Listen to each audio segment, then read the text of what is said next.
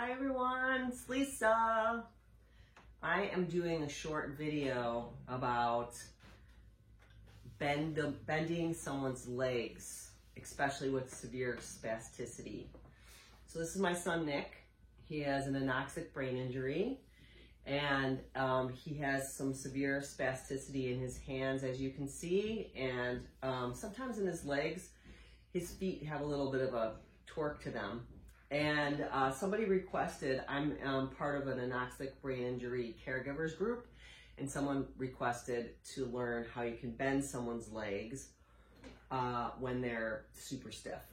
So, a couple things. I'm not a doctor. I'm a massage therapist for over 30 years.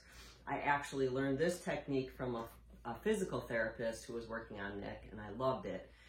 And it's all about honoring a body wherever it is, because your body's automatically wanting to heal itself. It's just nature's way. So your body knows how to heal itself. It's just that we as humans are impatient and we want things to be done right away.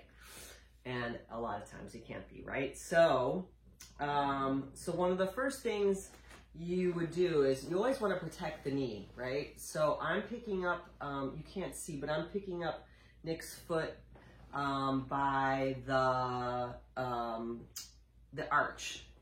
There it is. So you can see like that. And here's Nick's leg being stiff. And if he wasn't bending at all, you could go in and out, right? You can cross the midline. This is the midline of someone in the middle.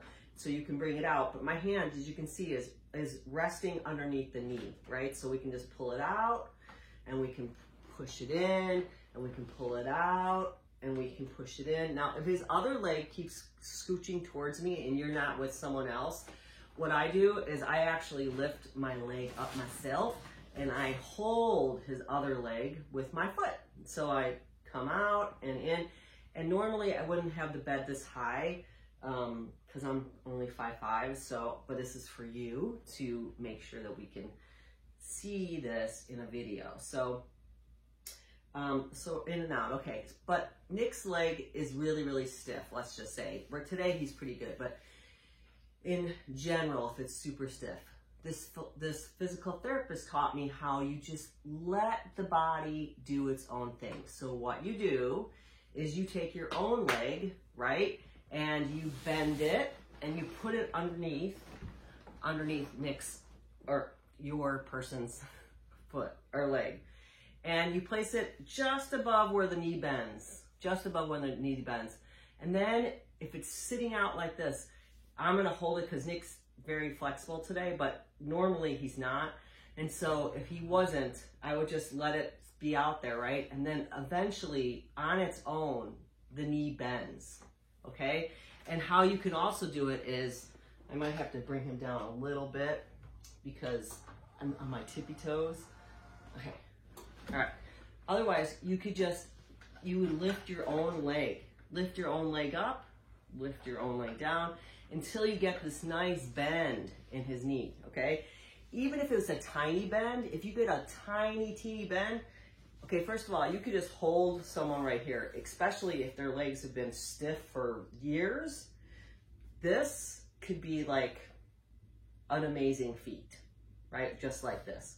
So we're holding him here, and you know, you could work maybe his chest muscle, like you can do a little counter stretch. So I have my palm just on his pectoral, his breastbone, and I'm just kind of leaning into it. Not hard, just leaning in, and also I'm holding a little counter stretch on his shin bone. All right, so that's just giving his body information, okay? Just giving his body information. But if you do get a nice bend, right, you can actually then go under, like I said, underneath the arch of the foot with your forearm or with your hand, and always protect the knee. So you're always gonna have your hand on the knee.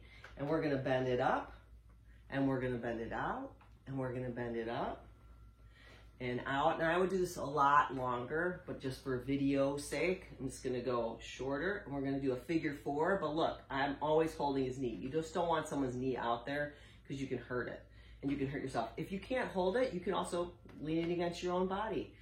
I am not pushing at any point. Okay, this is all Nick. Okay, so he's just allowing me, I'm just taking in the information to see how far he can move. All right, we can also bend towards the midline, okay? But now I have his foot on my thigh, okay? So I have his foot on my thigh and I'm just slightly with the palm of my hand just pressing like this, pressing.